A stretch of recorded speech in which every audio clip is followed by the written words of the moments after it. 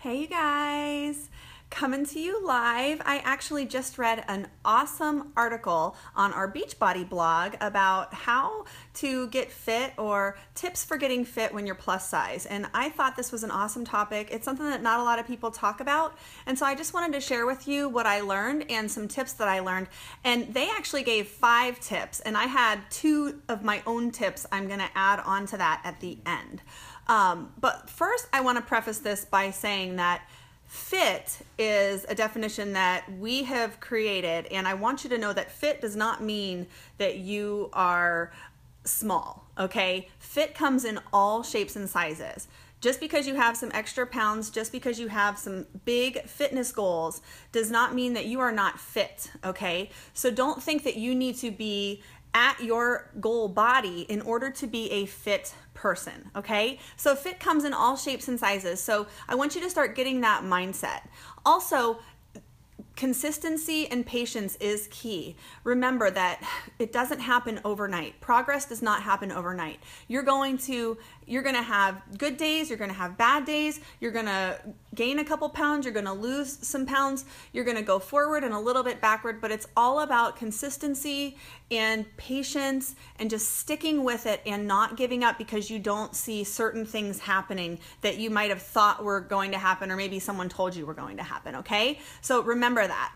So the first tip is that no workout is off limits for you. A lot of women come to me and they say, I don't think that your program is good for me because I am really at a starting point. I've never worked out. I really need to exercise. I have been, plus size my whole life, and I really don't see myself ever being fit. Don't think that way. No workout is off limits to you, okay? Any workout that you see that looks fun to you, that you want to do, that you want to try, and that you enjoy doing is something that you should do, because let me tell you, if you enjoy your workout, you are going to keep doing it.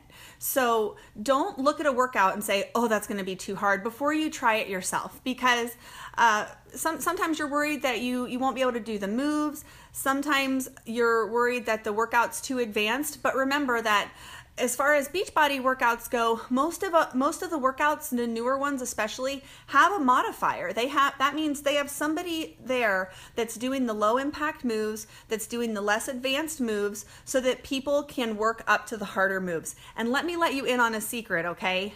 Even people who look fit start out with the modifier. All right. It's not just for people who are just beginning. It's for everybody. Okay. So if you want to do a workout, if it looks fun for you, you're going to stick with it more likely. So don't just discount a workout because you think it might be too hard.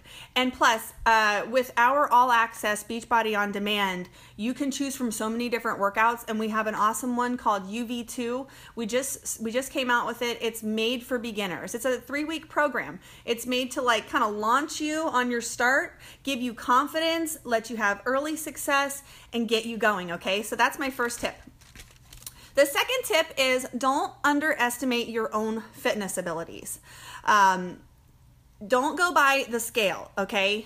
Don't go by how you look or what your BMI is, because BMI, I don't know if you've ever checked your BMI, but it can be super discouraging for so many people. And I almost don't even want my clients to check their BMI because it can be really misleading, all right? I would do your measurements, okay? When you measure your own fitness, I want you to gauge your progress. For example, you could do push-ups this week, and then next week do them again and see if you can do more in a certain amount of time than you could before. But listen to your body, okay? A lot of times people will start a program doing the modifier, and they'll just stick with the modifier. And they'll never give themselves the credit to be brave and just try that move. I bet you if you try those moves, if you try them, and even if you just get a couple in, you're going to see that you can do so much more than you give yourself credit for. So never underestimate your fitness abilities. You're going to surprise yourself, I promise. The third tip is, and this is great for the ladies because I know everyone loves to shop, but you got to get the right workout gear. And this goes for nursing moms too. When I was nursing, I had to wear 3 sports bras sometimes in order to be able to do the jumping moves. So go out and get the right the right sports bra. I know up in Erie, Pennsylvania, there's a store called Brazieri Deary, and they have some awesome sports bras that I literally, when I was nursing, only needed one for because they're just so well made. They're going to be expensive, but they'll last you forever. But get the right bra. Wear more than one if you need to, because the more support you can give yourself, the more movement and the more freedom you're going to feel with your workouts. Also, you want to get pants and shirts that are moisture wicking so that you don't get chapped or irritated. And shoes. Shoes are so important. A lot of people think that they're supposed to get running shoes for working out. And I used to think that too. But the better thing to get are cross trainers. Cross trainers they allow you to move a lot easier. The tread is made in such a way that you can do a variety of different moves, and they're not just designed for running.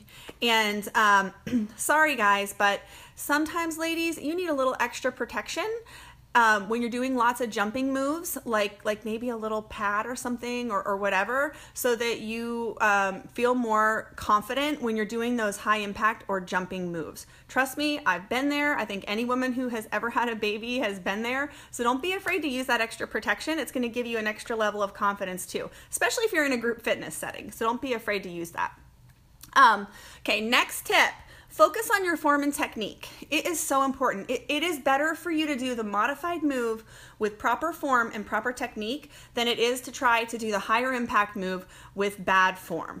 Okay, if you want to learn more about proper form or aligning your spine or different moves like that, try maybe Pio or our yoga studio on demand. Those are great for alignment and for flexibility. But remember, take it slow.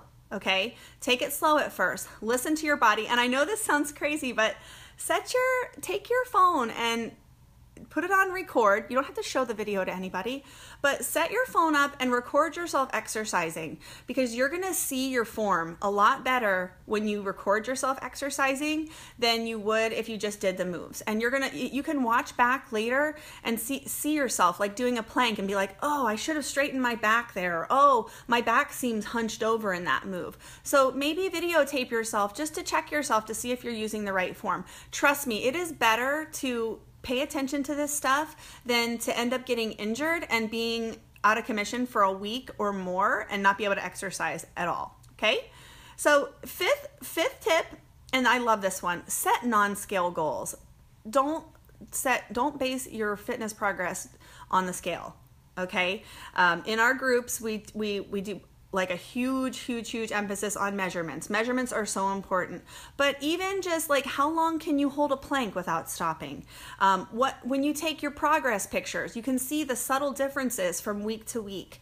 Also, how much weight can you lift? Maybe you did the workout with 10-pound weights the first time, and then the next week you were able to do it with 15-pound weights. These are the type of things that are going to give you confidence. These are the type of things that you can celebrate, and these are the type of things that are going to motivate you to keep going and are going to show you that you're making progress, okay? So those are the 5 tips that I wrote down from the blog that from the blog that I read this morning.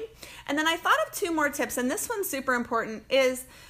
My 6th tip is to make sure that you are matching your effort in the gym or with your workouts in the kitchen.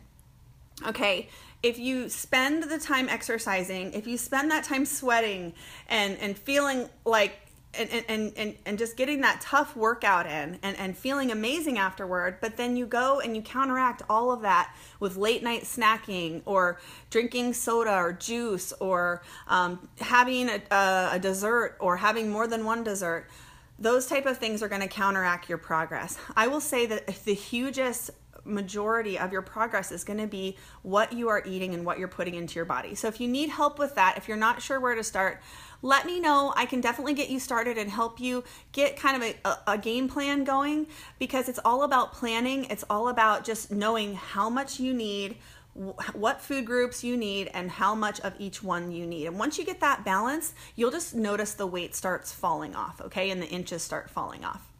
So my 7th tip, and of course, my 7th tip is you have to have support. Don't try to do this on your own. it's gonna be lonely when you're in the midst of that workout and you're by yourself and you're doing that workout. It's gonna feel lonely. Even if you're working out in a gym and you got your headphones on, you're gonna be lonely at times. Have those accountability partners. Have either people that you are talking to on a daily basis, or have an accountability group like the fitness support groups that my team and I run every single month. It's so important to get connected in. I will tell you that after I had Parker, I was so unmotivated. I lost all motivation. I felt so isolated. I had nothing to push me to work out, and I didn't even want to get off the couch. But once I had a challenge group, once I had a coach that was motivating me, once I had other people who were kind of watching for me to do my accountability posts in the challenge group every day and interacting with them and stuff, it just gave me so much motivation, and it gave me a sense of team, because when you're working as a team, you don't want to let your teammates down. So find yourself a group, find yourself an accountability group. If you need one, we have one starting June 5th. So we are gearing up to get that started. So if you're interested in something like that, let me know and I can get you hooked up with that. So those are my tips. Plus size comes in all shapes and sizes. Plus size basically just means that you have weight that you want to lose, and you can do this, okay?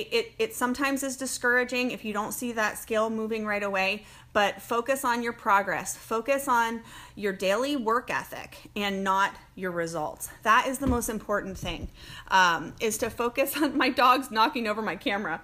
Look at her, she's crazy. Penny, she's under here on my feet. But yeah, focus on your work ethic, okay? Focus on the little things that you are doing every single day and not this big goal out in the future that you're trying to reach, okay? All right, I'll talk to you guys soon. I think I hear Easton waking up, so I better get off of here, okay? All right, talk to you soon. Bye.